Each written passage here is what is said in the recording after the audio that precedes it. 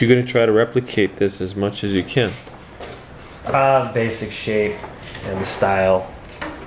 We changed, as you can see in here, instead of silver white marbleizer, I put candy on it to give it a. He likes a burnt orange type look. Where the seams are, like in here, I'll have rivets, and I went and made vinyl masking for all that. Cut these on the vinyl plotter. Little circles equal 3/8 inch rivets, and we'll just place them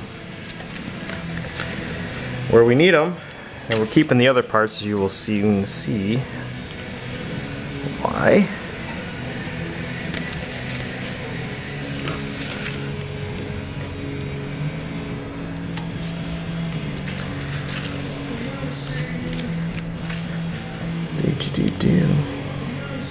Okay, we'll blast forward before we lay them out. We'll show you a little black.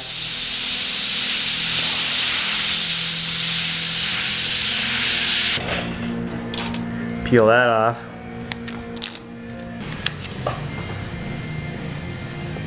Lay it on there.